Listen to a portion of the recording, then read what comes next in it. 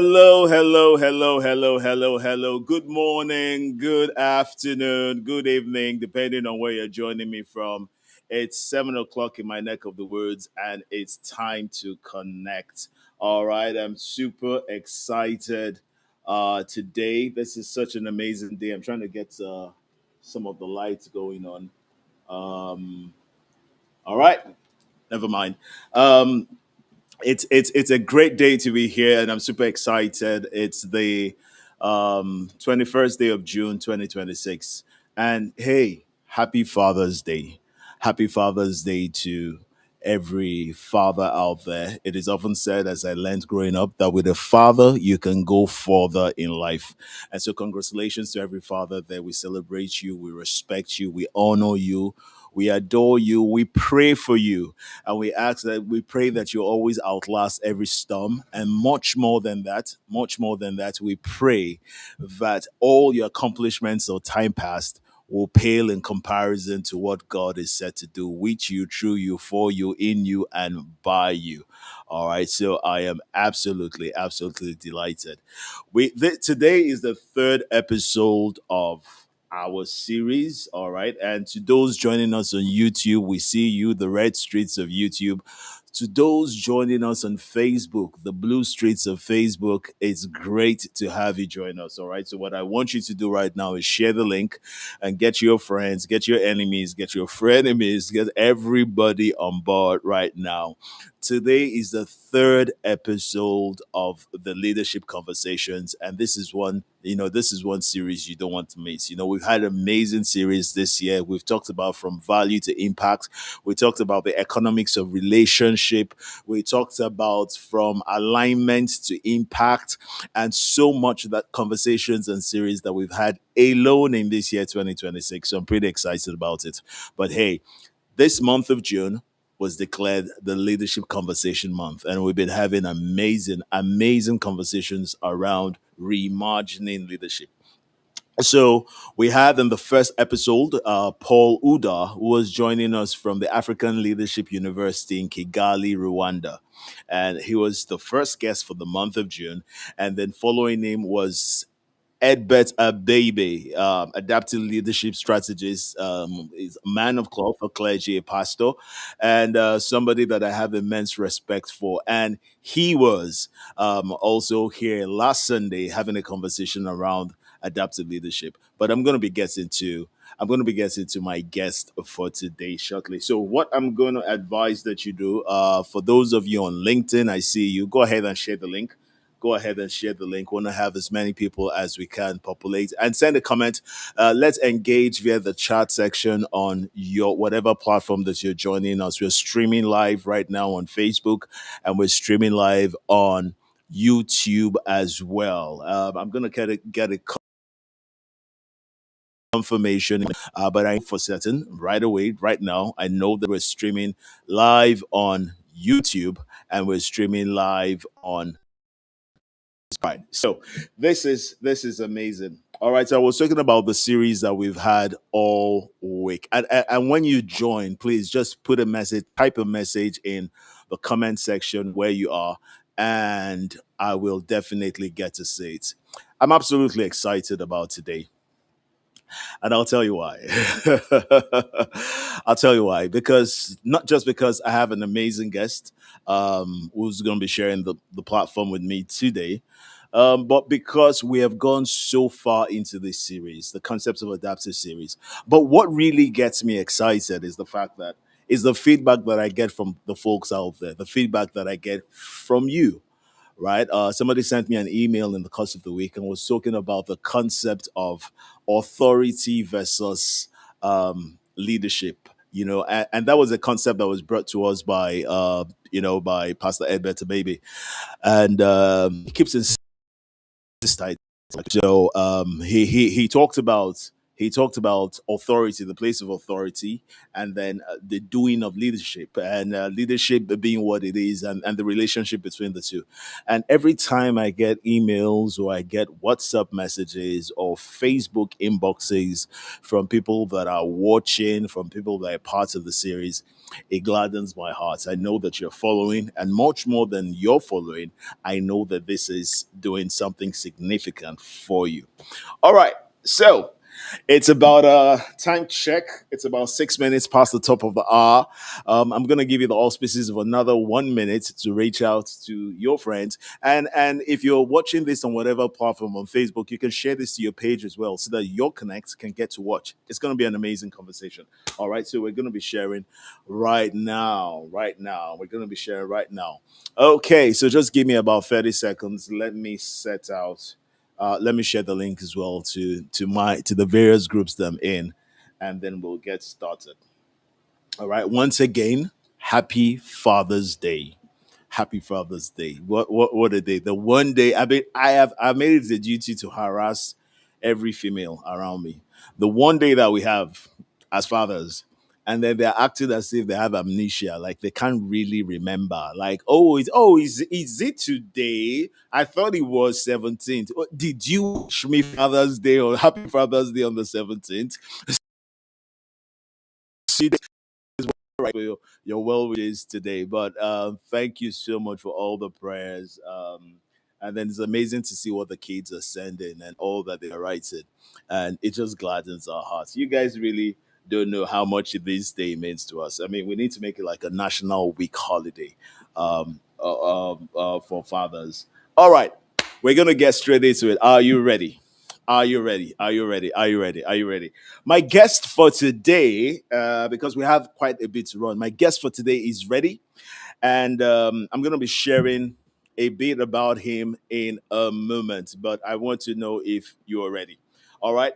So let me bring him in. I'm going to be bringing him in about 30 seconds. But before I do that, please permit me to read out his profile to you. All right. So, Love Additional.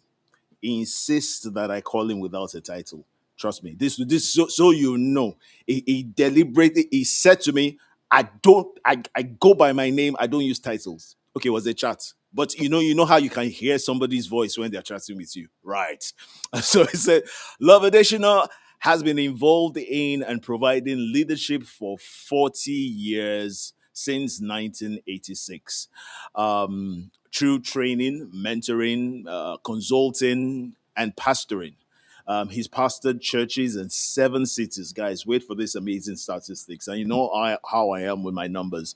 He's pastored 7 churches in 7 cities in different states across Nigeria, helping people to discover and be equipped to achieve their goals as they journey towards fulfilling their God-given destiny. And I could talk about that, I could unpack that, but I want you to hold that in one hand. Now open the other hand because there's more coming. All right. He's a prolific songwriter. So to give you the depth of our guest today, he's a prolific songwriter, he's a poet, he's an author, and the CEO of Purpose Direct, an outfit and platform for training, mentoring, and consulting. Seven currently as a branch pastor of the Oyo City Church of House on the Rock, one of the daughter churches of House on the Rock worldwide, under the leadership of the Metropolitan Pastor Paul Adeolu Adefarasi. Love has a passion to see people deliver. To see people deliver. How do I say it? To see people deliver in many regards. Oh no, let me put it this way. He has a very, very strong passion to see people deliver on all possibilities of God upon their lives. Note that, on all possibilities of God upon their lives, and living their lives on the cutting edge with all intentionality. He's a profound speaker. All right. And I can attest to this in many and diverse capacities. He's a profound speaker on various platforms, in conferences, in churches, in seminars, in webinars, and both in the church and in the marketplace. So it's very instructive that you understand that. And it's been great his loved wife, Lady Kikelamo Oluwafumilayo, for 32 going on 33 years.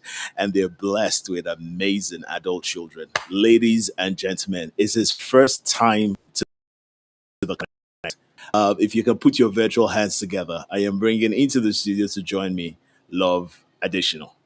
All right. All right. So we're bringing him into Thank the you. studio. Amazing, amazing, amazing, amazing. It's first of all, let me start from here. Apart from saying that it's such an honor to have you here, and this is something that I've always had in the in the offing for a long time. But when divinity collides with humanity, you're able to find expression and make it happen. So it's Yeah. a real honor to have you. But let me, before I go further, let me wish you a happy Father's Day. Happy Father's Day to you. Thank you All very right. much.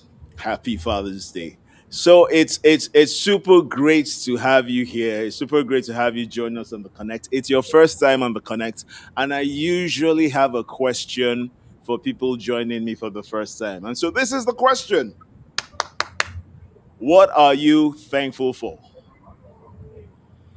Well, first of all and above all, I'm thankful for life, and I'm thankful for purpose. That I'm not just alive, but I'm alive for a reason, and I'm alive for purpose, God-given purpose. I'm Amazing. always thankful and grateful to God for that. Amazing, amazing. Thankful for purpose, and that just kind of shapes our conversation for today. All right, so we've been on a series. It's called the Leadership Conversation, and like I was saying in the intro before I brought you into the studio, basically it's a conversation around leadership, and we're looking at how to best reimagine leadership. I mean, when we think about it, we're thinking the things that were before, are they still the things that are needed now? And if they're not the things that are needed now, what has changed? And the reason why I'm going to start from here is because, I mean, looking at your profile, you've literally provided leadership across 4 decades. 4 decades. And so, having done that, routing from 1986 thereabouts, what are the biggest shifts that you've observed in terms of leadership, in terms of style, in terms of frameworks, in terms of prevailing leadership thoughts, in terms of leadership perspectives? Over 4 decades, certainly some things have changed, have shifted. What are the biggest shifts that you've witnessed? Please go ahead, sir. Okay, thank you very much. I will say very sincerely and clearly that we all know that the world is evolving. And like this popular saying that says that the excellence of yesterday is the mediocrity of today, is the Mm, mediocrity of today. mm, So, over the years, every aspect of life has been evolving. It's not just about leadership, every aspect of life. So if every aspect of life is evolving and leadership is about life, is also in life, then yeah. definitely you must understand that leadership also must have evolved and has changed. So for me, the biggest shift I have observed over the years is style of leadership. First of all, information. Mm, Information has changed. Knowledge, the base, the foundation of knowledge has changed. People have come to know more. People have had more exposures, and people have learned more. So it has affected the way they have been doing, the way they have been behaving. Talking about myself, sir, I mm-hmm. am not leading in the same way I used to lead 20, 30 years ago. Things have changed. And if you don't, Right. you'll be left behind. So the basis of knowledge have changed, information has increased, ideas have developed in people, and thereby even generation has changed. People have changed in the way they approach to things have changed. So this shift has affected even leadership, that you cannot afford to lead people now the way you were leading 30 years ago. things have So changed. so Life has evolved. definitely, there've been significant shifts. That I get Very, from what very you're saying. There've significant. been very, very Very, significant very shifts. significant changes. I'm Yeah. gonna come to the nitty gritty of that shape, but there's something I am very, very curious to take you on. So amongst the plethora of manifestations and exhibitions and expressions that you have, you're a pastor, and you've Yes, sir. done this pastoring work immensely well over many years. Now, there's this thing about the modern church and the volunteer workforce. Yes, sir. So now my question is this. There are principles of leadership that are, and a principle is, a way of doing things that is universally applicable. Yeah. So follow me. My thoughts can be very radical, but please just stay with me. Now, I'm ready. if it's a principle that can be universally applicable, are you saying therefore that the same principles of leadership apply to a volunteer workforce, to pay force? I want us to start from there because we have so much to talk about today. So let's talk All right. about how it has been managing a volunteer workforce over these many years. Okay. In a church organization, like you have said, uh, there are two part of the things that have shifted in leadership is the way the workforce is being handled. You know, Mm, in the past few years, 20, 30 years ago, nobody mm, believed in a church organization that it is right for you to pay anybody. But I want to mm. tell you that that has changed now. In the Right. church now, if you want to have a fruitful operational system, you must employ hands and pay them. So we have two set of people, two set of workers, workforce in the church organization presently, the paid Mm. and the volunteers. Now, there are rules that govern those that are paid, and there are rules that govern those that are not paid, even though there is a basic general rule that all operate on. But at the same time, uh, in sense of leadership, you cannot handle a paid staff like a volunteer worker because What's the a paid difference? staff, the difference is you are paying one for the time, for his or her time that you are taking. The other, you are not paying. Is a volunteer. So you So cannot, let me ask yeah, before you go on. And again, I will interject a lot. I please will say I'm do, you're sorry free. because I'm properly No, no, brought up, but I'm actually not sorry that I'm interjecting. So I just wanted to put that out there. very well, very well, very well. Are you is there the level of commitment, in the of efficiency, in the level of effectiveness of someone that is paid? Is there a difference? Your thoughts? Okay, very, very different. Very different. Now, let me say this. Uh, the level of commitment of somebody that is paid cannot be equal to the person that is not paid, that is a volunteer. Even though commitment, this thing commitment, it is personal. There are Mm, times that you can have a volunteer worker who is more available and committed more than a paid worker. It is now left for you, the leader, to choose the one you want to run with and the way you want to judge that. But for me, I cannot employ you if you cannot give in your commitment, because what am I paying you for? I'm not paying you to come and sit down. I'm not paying you to come and complain. I'm paying you to do the work.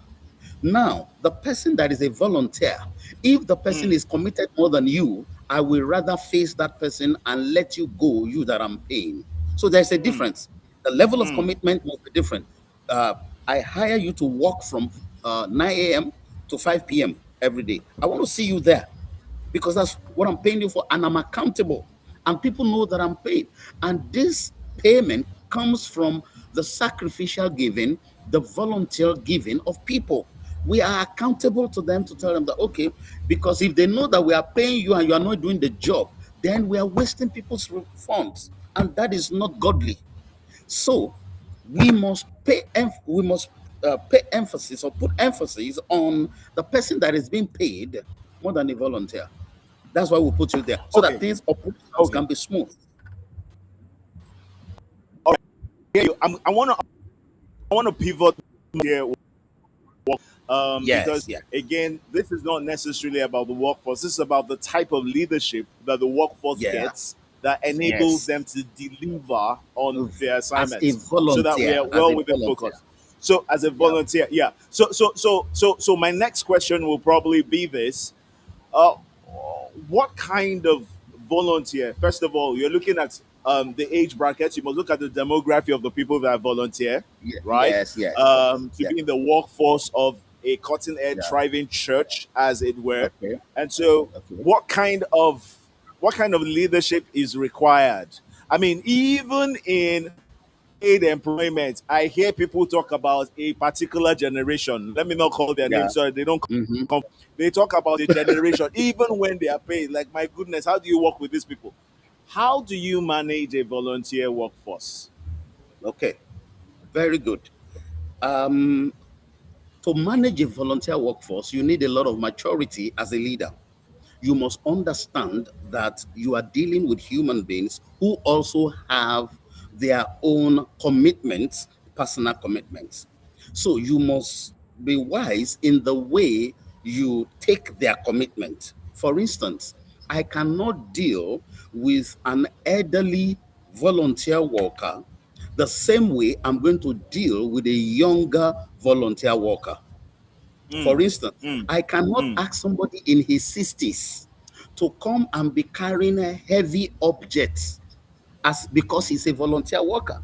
I cannot ask somebody in his 50s, in his 60s, in his 70s to be running errands, go and buy water, go and No, wash that the won't toilet, work. go and, That will not work. that will not work. So it is left for me to use my discretion as a leader to be able to group my volunteer worker into different age groups and different level of capacity and use them like that and make use of their commitment like that. The elderly ones, we can put them at the level of a supervisory level, a level whereby they are like a think tank and they give ideas, they give counsel, they give direction, they give advice, whereby the younger ones becomes the legs and the hands and the eyes who execute what these older ones bring to the table. So it is left Mm. for a leader to be able to handle people according to their age bracket and according to their capacity. If you run somebody beyond their capacity, you are going to drive them away. You are going to kill them and you're going to drive them away. And it will So, seem which as means if you don't have you people, first have whereby to you have know. people. Yes, So, you it have means to that you know. first have to know their capacity. You have to know their capacity and then respect their age groups. Mm. Very important. What's Especially, what's the biggest challenge? What's the biggest challenge you've had with leading a volunteer workforce? We're going to come to other areas of leadership very soon, yeah, but I yeah. just want to be, done with this area. What's the biggest challenge you've had in 40 years? What can you singularly say, or what can you say is singularly the biggest challenge you had leading a volunteer workforce? For me to answer that, it also depends on generational shift. You understand? Mm. When people like us were coming up in this work, we had people who are really committed. The major problem has been commitment, even now. So now, as the world evolves and people see commitment now as a big deal, in the things in a church setting, uh, and then this issue of I'm not being paid, so why will I have to kill myself? I'm not being paid, why I have to cut my neck? So the issue has been commitment, getting people committed, even though with the fact that they are volunteers. So because some people don't see any Amazing. sense in being committed when they are not being paid for what they are doing. And there are some people, it's just a matter of mindset.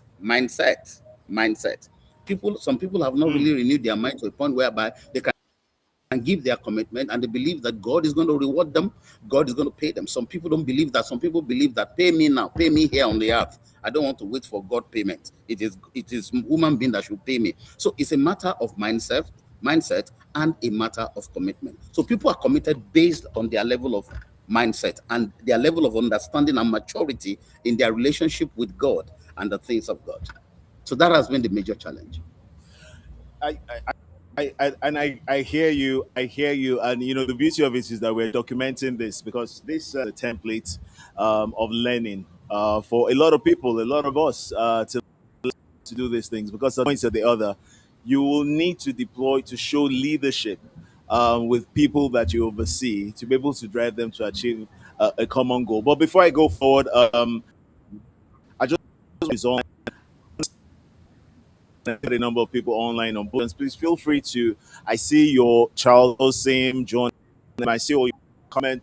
If you have questions, please type in your questions. We will deal as many questions as we can in the time that we have, and please keep engaging so we know how you're receiving what is being said, and we're able to, if there's anything that you particularly like us to speak on via your question, we'll be more than ready to avail you that. All right, so back to you, sir. Back to you, sir. Let's talk about culture.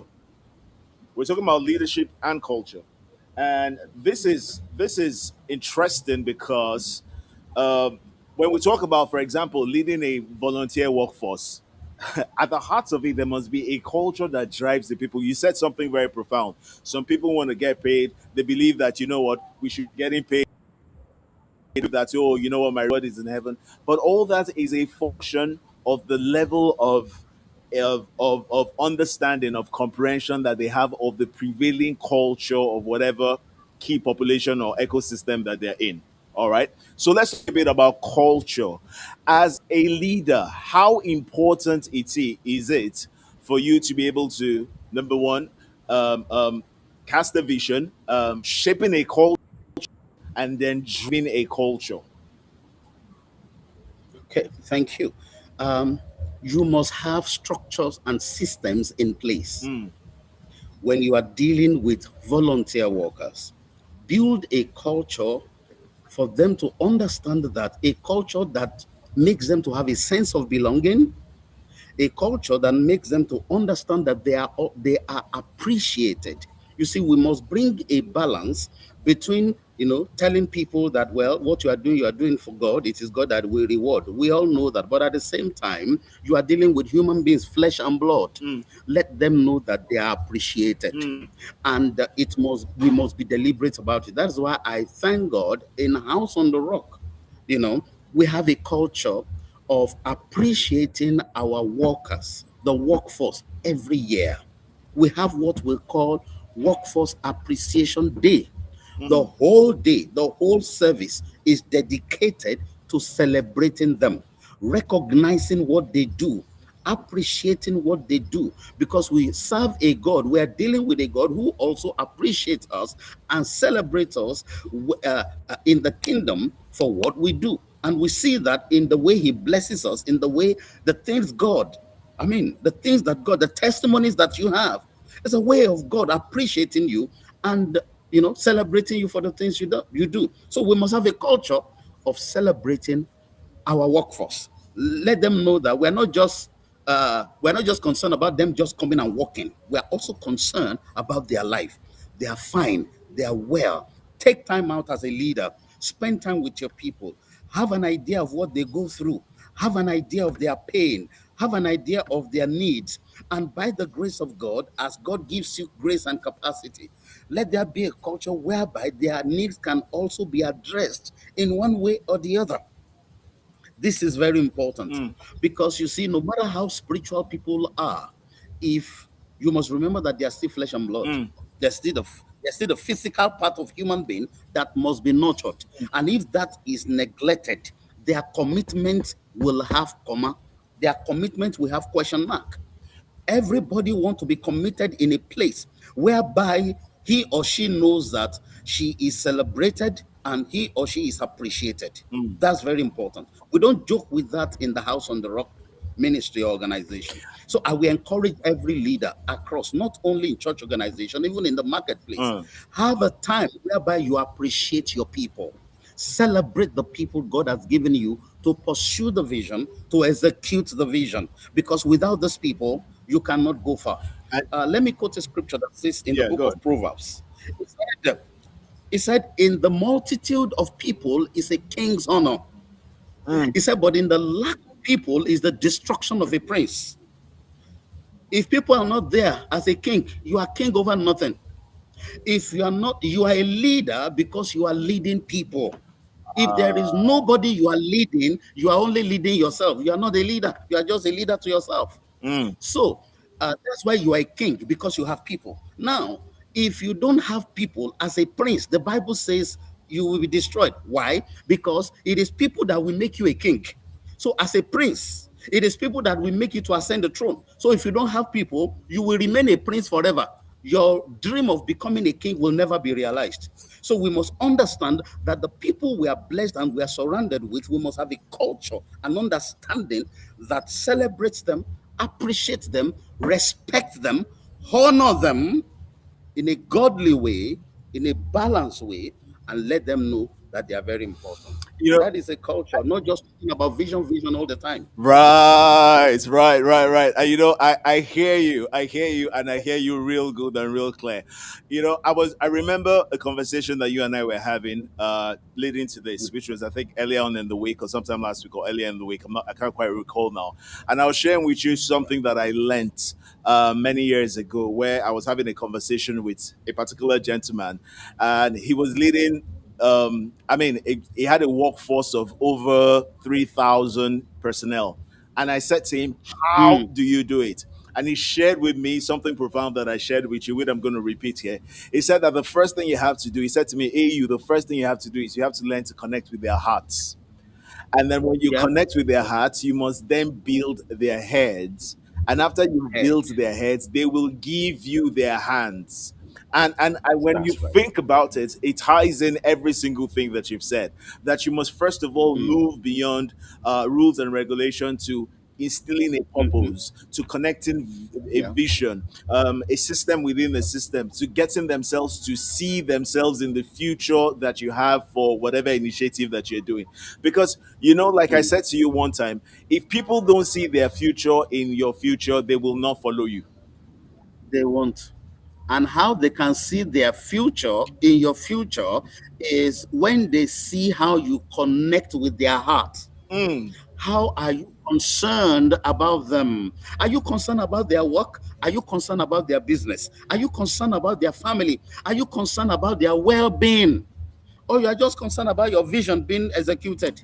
Nobody want to go far And with so, that kind of a vision. okay, Nobody wants to go okay. far. This is getting interesting now. There's something that you said that just sparked something up in me. So many years ago, I read a book. The book is called See Your Way Forward, right?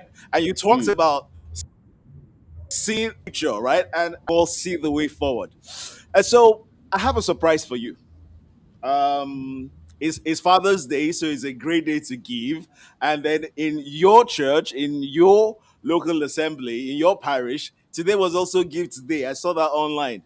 yep, yep, yep. Yeah, they should send a gift to me, by the way. So I saw that online as well. And so I have a gift for you. So I was saying to you that I Mm, read the book many years ago. See your way forward. So I'm going to unveil in exactly 5 seconds my gift to you. Joining us mm. all the way from where now? The United Kingdom, Pastor Temi Odejide. Wow, this is incredible.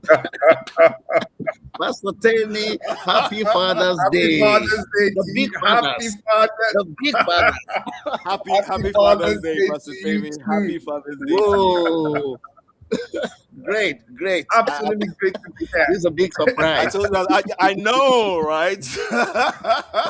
I told Daniel Kano, I told him, I said, just leave me out of this thing. He said, no, no, you have to show up. I want to surprise Pastor Love. No, no, he had to be here. He had to be here. He had to be here. And he's been Oh, background. He's been in the waiting room for about 18 minutes or so. wow, He's been around. So he's wow. all actually been privy to the conversation and he's been listening to everything we've been Yeah, saying. Dr. Tammy, it's great to have you here. Just like every person here, Dr. Tammy is multifaceted. And guess I what, tell guys? you, Spoiler alert. great man. We're going to have him here in July. All right, we're going to have him here in Wow. July. But I'm bringing him in to join the conversation for a bit. Pastor Timmy, we're talking about leadership. All right, we're talking about reimagining leadership. I just got off an angle with reference to leading a volunteer workforce. Now I know you understand this too well. I know you understand this Seriously. too well. All right, and we were talking about what the experiences has been. He's shared a bit of his experiences. I'll just like to hear from you. What has your experience been? Just leading a volunteer workforce as it were across multiple churches. I mean, we were together for many years back in Abuja and all of that. You're in the UK now, and I mean going back even to university and all of that. What is it about a volunteer workforce that makes it a unique and distinct group to lead? That's powerful. That's powerful. What you're conversing about is absolutely powerful. I want to once again celebrate the one and only Love Adesina, Pastor Love. I was in the backstage listening to you drop your wisdom. You're a phenomenal man of God with multiple years of experience leading people. There are many people that claim to be leaders, but they don't have any evidence of that. Just like you Mm, said, the mm, proof that you are actually a leader is that there are people that are following you. If nobody is following you, then you're just taking a walk. You ain't leading. You're just taking a walk. You need to be following for you to be able to lead to be a leader. Now, to the question of volunteering, it kind of comes together. You have to find out what motivates people. What mm, motivates? What's the heart of their motivation? If you can connect with their motivations, then you can get them to willingly volunteer. Yeah, mm, um, and this is very, very key in terms of raising a volunteer workforce. You want to find out what are their motivations, what are they looking for. You are interested in their needs, in their desires, in their aspirations, and then you connect the dots as to how their service in the house of God is going to connect to that their aspiration, their need, whatever it is that they desire. If they can't see that connection, they don't have the motivation to serve.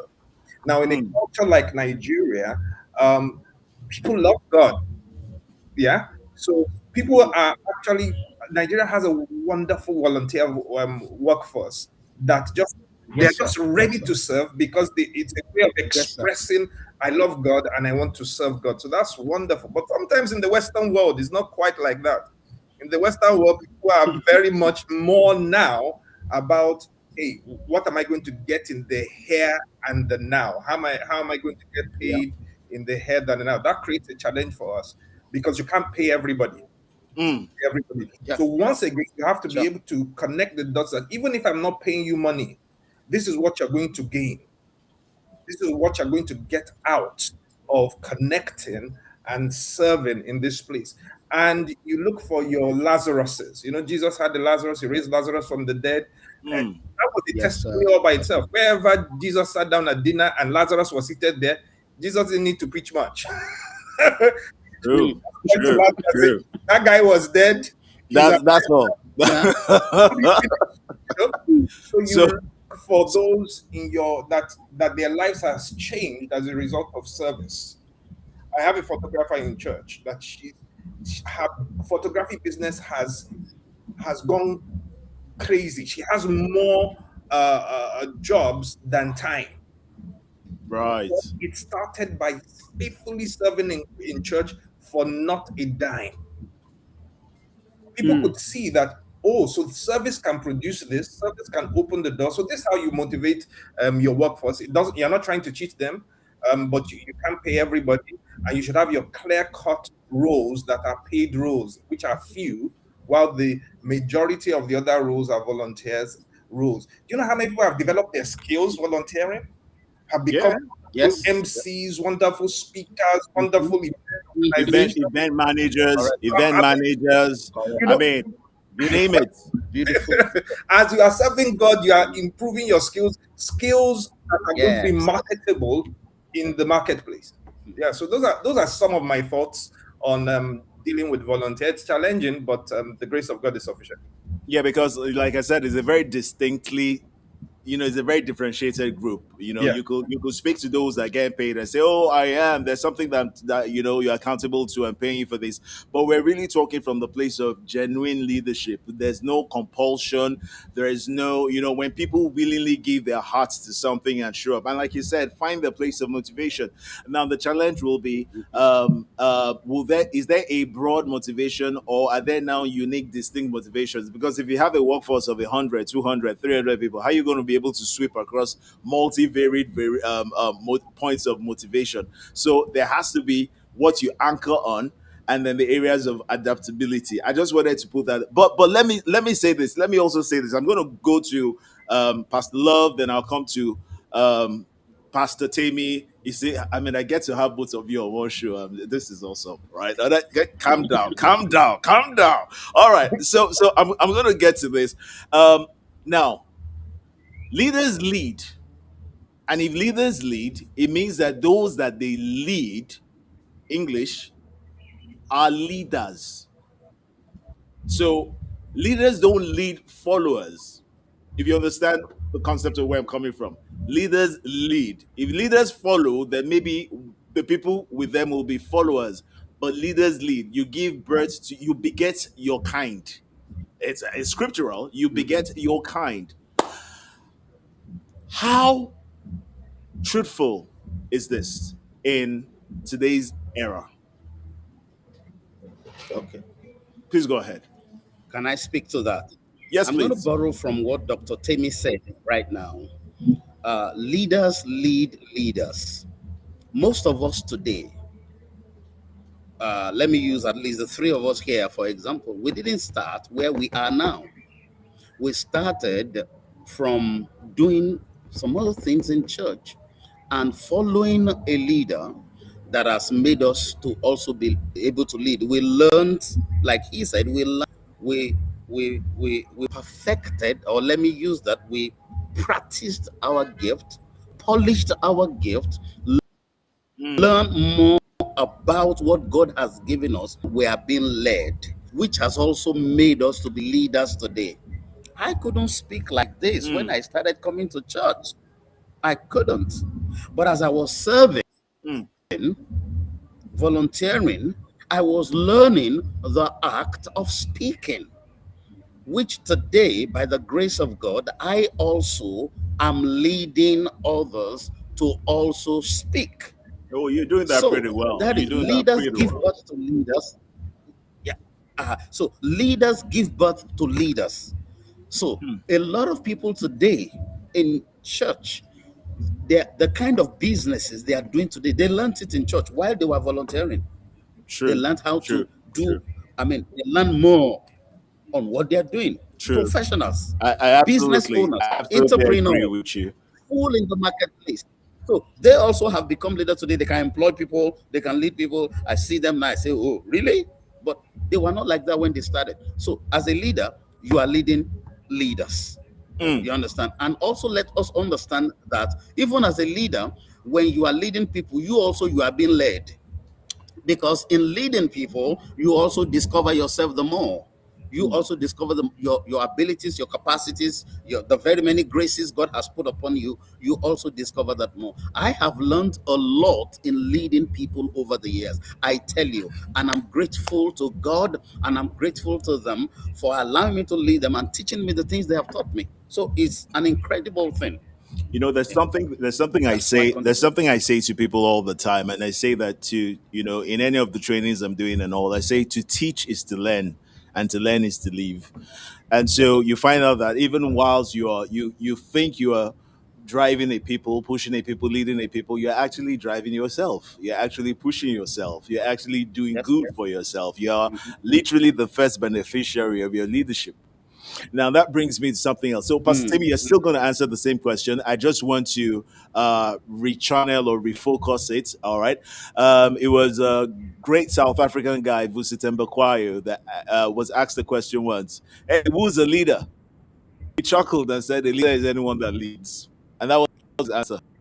Leader is anyone that leads, not someone that talks about leading, not someone that likes the idea of leading, not somebody that wishes he could lead, not somebody that was schooled in lead. A leader is someone that leads. Now, as a buttressing the same question that I'd asked Pastor Love, what then will you say? Still answering the same question, but just stretching it a little bit further. What then will you say is will be what you will call the attributes of a leader? Since a leader is someone that leads, and leaders lead leaders. So, who is a leader? What makes a leader? What enables a leader to lead? Dr. Timmy. All right. Yes, leaders create other leaders, but it's possible for a leader to not create leaders, just create followers. Mm, Um, mm, some leaders are quite comfortable with that because of their own personal Mm. insecurities. They don't want other people All to right. have capacity around them, so they want mm, followers. Now, how do you create followers? You create followers by only giving tasks. You give mm. do this, do this, do this, do this. That's followers. You Yeah. create leaders by Mm. giving responsibility. And Oh no! Oh Mm. oh oh oh! Stop! Stop, Doctor Temi! Stop! Stop! Stop! You're doing that thing again. You're doing that thing again. You're doing that thing again. What? What? What is responsibility not task? No, no. You're going to have to say this again. Say it again. You're done. Pastor Temi, stop it. Let's understand this thing properly. You said that a follower you give task. You that uh, you give. Please break this down. Tax. A I leader. said what I said. I Yes. meant what I said. Very correct. Yes. Now, Please go ahead. look, Please go again. when you give responsibility, you are giving ownership. Yeah. I'm Yeah. making you responsible to deliver this. I'm giving you Mhm. responsible. Now it is now left to you how you are going to deliver the responsibility that I've given you to do. That is developing a leader. If I'm telling you Mhm. everything to do, oh, come, you do this, then after you've done that, you do this, after you've done that, you do that. That's task. That's not responsibility. That's not develop a leader. That's developing a follower who is always going to still come back to you for the next instruction. Mhm. Mm. God wasn't trying to create create people that just takes, even in the creation of man, he was giving us responsibility. I'm creating you my image and Mhm. my likeness to be on earth. I Mhm. am in heaven. The dominion I have, I want Mhm. you now to express it on earth. So you've got to give, if you are creating leaders, you give them their domain. The leaders that work with me know that I know what I want, but I'm not going to micromanage you. I'm going to give you the Mhm. responsibility, I'm going to give you the vision, I'm going to give you the picture, and then I'm going to say, okay, do it. You can still ask me for advice, particularly at the beginning. You're still trying to find your ways and all of that. But because I'm trying to develop your leadership capacity, I know I'm not developing your leadership capacity if I give you absolutely no space making Mhm. decisions of ownership, of trial and error. So that's how I raise and develop leaders and not just followers. And I find that that is actually the biblical template. Paul Mhm. says that this is what Paul said. Paul said to Timothy, find men that are faithful that will be able to teach others. So that's more than you're giving them a task. You are seeing their Mm. capacity to replicate the same that you are doing to them. And that's how people grow. And you Yeah. know, when you take what you've said now, which is very profound, and you apply it to the future of work, even in the business space, right, where we operate and all of that, you find out that people are no longer looking for task accomplishers. Yeah. People are now looking for co-creators of work. Yes, sir. Yes. Yes. They're Yes. looking for co-creators of work, and there's no way that you can co-create without having a degree of ownership Yes. and a degree of ability to respond, which is responsibility, to Yes. whatever the questions that work is trying to answer. Yes. And So, this is so, so this Sorry, is no, no, sir. no, so no. Since, Can I interject? Can I interject you a no, no, bit? no, you're not just Like Dr. interjecting. We're Timmy said. opening the floor for you, Pastor Love. We're opening the floor. You're not interjecting. The road is yours. Please Okay. take it. So you see, there are people, don't let me say leaders, because it is people that become leaders. But first of all, like you said, there are qualities of things that make somebody a leader. There are people, like Dr. Mm, Temi said, tax and mm, responsibility. We mm, are all territorial. We are all territorial beings. But you see, territorialism is either positive or negative. To be territorial is to have the sense of ownership. You understand? You All are right. not a leader if you don't have positive territorialism, if you are not territorial on a positive level. Because if you are negative, you, like he said, you only be giving tax. You only be giving people what they can handle. You won't give them what will tax their brain to be able to execute the capacity that they have. You will limit Wait, them wait, wait, wait, because wait, wait, Pastor you Love, don't want wait, them to Pastor take your Love, wait, territory. wait, Yeah. wait. Oh, Pastor Love, I know what you are doing. I know what you are doing, sir. I know what you are doing, and it is not fair. It's not even Christian. I know what you are doing because this is that Pastor Timmy has started. You're not doing it too. It's JJ small. So from task and responsibility to now Yeah. positive territorialism. Ah, oh, it's Territorialism here. and negative territorialism.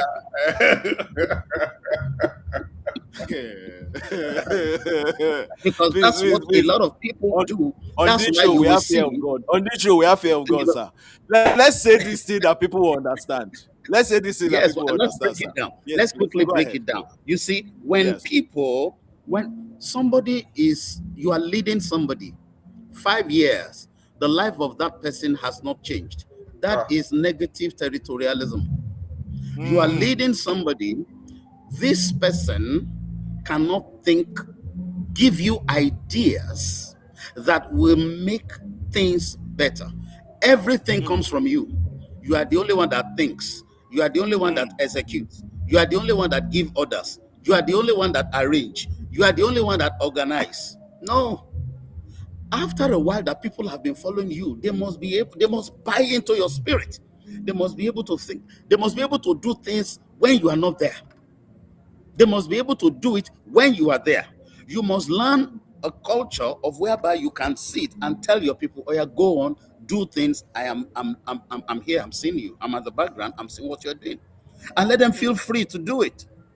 Let them feel free to make mistakes, and let them feel, and you feel free to correct them, and still let them move on. We should not we should not sit on people's ability because we are leaders. We should enhance their ability. We should give them ownership, like Dr. Temi said. And giving them ownership is telling them, see this thing. If this thing does not work, all of us were going to suffer for it.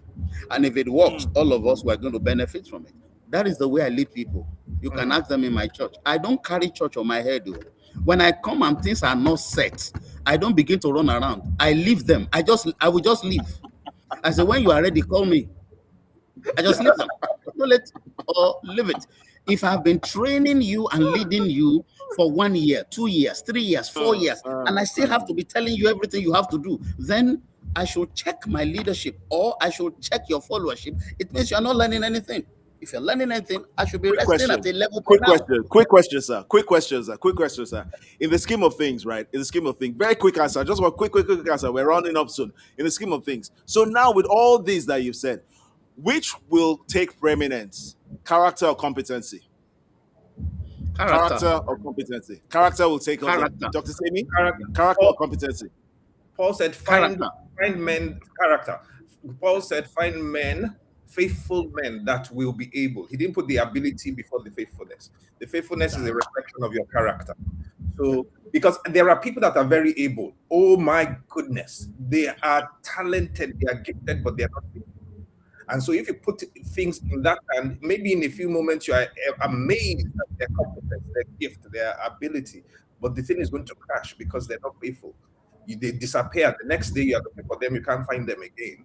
So you have to elevate faithfulness over competence as much as you are looking for competence. So my Yes, prayer and my seek is my search is for both faithful and competent men. But yes. a faithful man can become competent. Yeah. A competent, unfaithful man is harder to develop faithfulness in You such don't a want to have him. because the person can already be intoxicated in the effectiveness of their competence. Yeah. Competence. Yeah. So they do Yeah. not, they no longer see a need to be faithful. I'm all this and a bag of chips. Yes, yes, You know. yes. So that's why I would put character over competence. And people sometimes Competence. and leaders and pastors are always looking for this. Sometimes, but I can. It's not just that you can, but I see Mm. that you're not always there. You disappear without any explanation. I look for you for weeks. I don't see you. I know you are good, but you are not But faithful. you're not dependable. You are not We can't dependable. rely on you. We can't Yeah, plan with you. And I think yeah, that's even one of the most dangerous things when we cannot plan with you. And if our yeah, future is hinged on our plans that we're submitting to God and we yeah. can't plan around you, then you can't be a part of it. And I think I'm that's going very, to. very, very, very impressive. I might throw something controversial into the mix here, Yeah, because please go ahead. forever I have preached, I have taught, I know many people say it, everybody is a leader. I Mhm. want to requalify that and Yes, just sir. Mm, say everybody is not a leader. Everybody is not a leader. I concur, sir. Everybody is not a leader. And if you are in practice leadership, you would have encountered this, true. because you would have put people in leadership that have messed the whole thing up. And at Yes. the end of the day, they are not to blame. You are to blame, because Mm. True. you are Yes. the leader. So to qualify it, not everybody is a leader of people.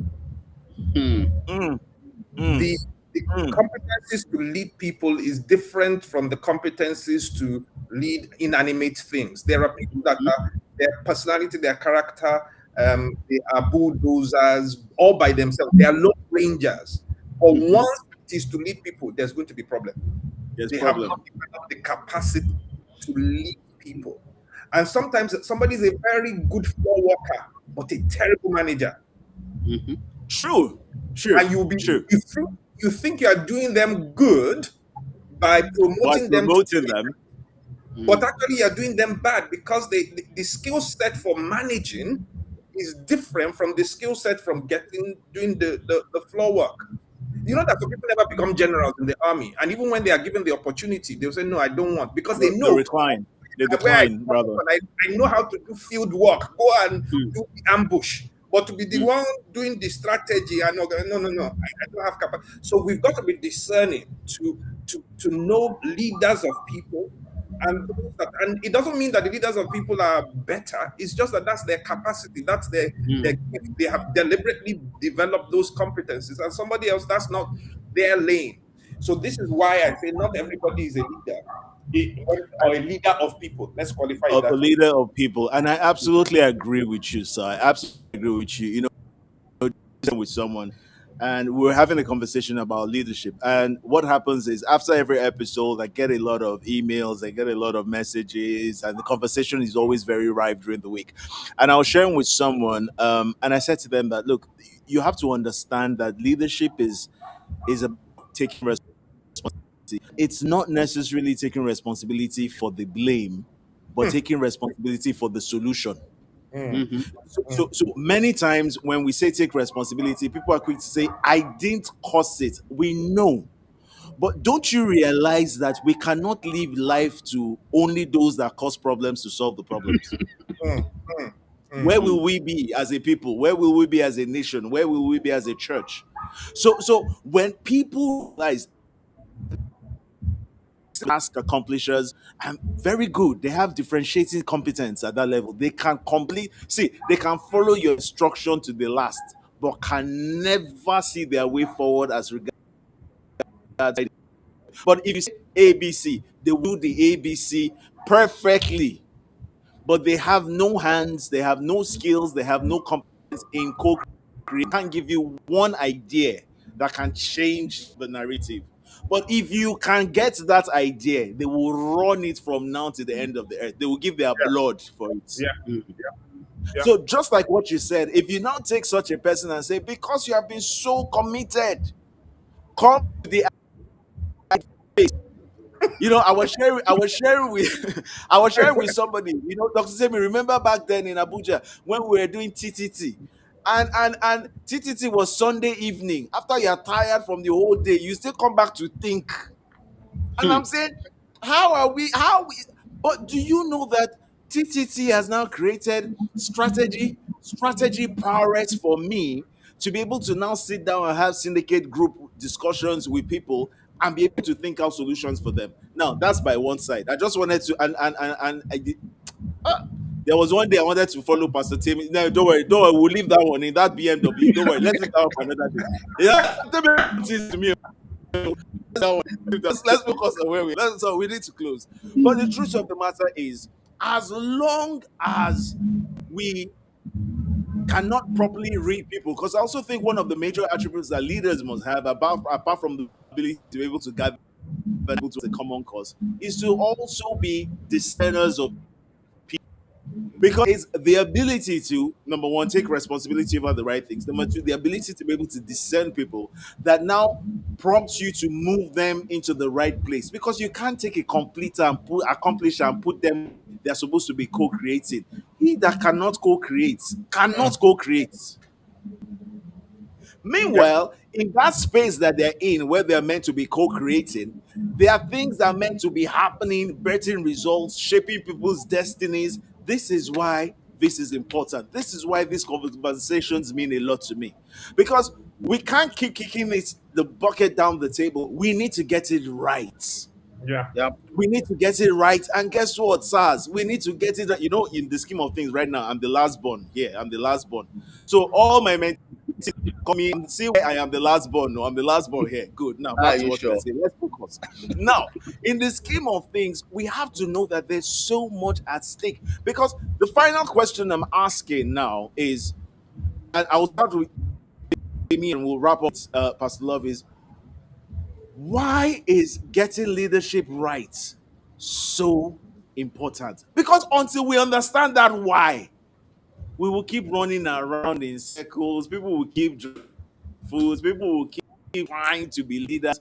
It's not an act. It's a thing of the heart, and there's different. Why is this so important, Dr. Timmy? It's, I mean, everybody that's in the leadership space has heard it repeated over and again from John Maxwell. Everything rises and falls on leadership. Leadership. Yeah. Leadership defines everything. Your leader is either your lead or your liberation. If we don't get leadership right, everything collapses at the end of the day. Um, Sometimes the collapse is not immediate. Sometimes the collapse is somewhere down the road when the corruption of failed leadership finally shows up. And of course, there are too many stories all around the globe that clearly show what not discerning and establishing proper leadership will do, not just to the person, but to the entirety of everybody in the vicinity. There's so much collateral damage. So having leadership conversations over and again and again and again and again is not a waste of time. What you're doing, Aniakan, having these conversations, they're not. It's absolutely what is needed to wake up the leaders in us to help us to get it right. Yeah. Pastor Love. Yes, sir. Like Dr. Temi has said, talking about leadership is something we will keep doing till we see God, as long as we're alive. Because if you read in the Bible, when Israel didn't have a leader, that is a physical leader, a physical representation of leadership, the Bible says everybody was doing what they like. So there was no responsibility, there was no accountability, nobody was answerable to anybody for anything. So leadership, assertive leadership, brings about responsibility, it brings about accountability, and it makes people focus. So if there's no leader in a place, everybody will just be doing whatever they like. But when a leader comes in, the leader tells us the direction to follow, where to go, how to go, and we must bring reports, we must bring results. So that is why leadership is very important, and it is not a waste of time. People must keep learning about it, because that is why the devil keeps attacking leadership, and he doesn't want people to know, because he knows the importance and the significance of leadership. there's so much to say, but as we say, time doesn't permit us to go further. I wish I could just have this conversation till whenever. And though one of these days I'm going to do like a marathon. One of these days I'm going to do like a weekend. I'll just have different guests. But it's been a pleasure hosting um Pastor Love Adesina and our surprise pop-up guest, Dr. Yeah, Temi Odejide. Timmy. Dr. Temi Wow. Timothy Odejide. You know, then there's a Temi Lulu, Timothy Odejide. What is wrong with this people? What is wrong with these people? It's been such an honor hosting you today, and very deep conversations going by the comments that we're seeing, and of course, all the feedback that will come. Great conversation. We're keeping this live. Next Sunday, we're going all the way to the UAE where we'll be hosting John Obidi. All right, for the final conversation. By the way, guys, let me report to you. Pastor Tim was meant to be hosting that event too, but he's not going to be around. I won't tell you where he is, but it's okay. He will be back in July. He will be in July. But we're going to be having John Obidi join us from Doha next Sunday, talking about leadership. We'll be wrapping with the month. Thank you so much, Pastor Love. Thank you Thank so much. It's you, a Dr. pleasure. Tammy. Thank you so much. It's been really amazing. And Thank you. indulge me when we come back, because we will come back. We will come back. We will come back and invite you over and over again, speaking to pertaining issues. Very authentic, straight from the heart. No guiles, no hypocrisy, no forming. Sharing your thoughts just as it is, and we deeply appreciate it. So, everybody out there, thank you. Have a great super week and keep connecting. Thank Keep you. working the champions, and Dr. see you all next Timmy, week. Peace out. peace out. Bye. Bye.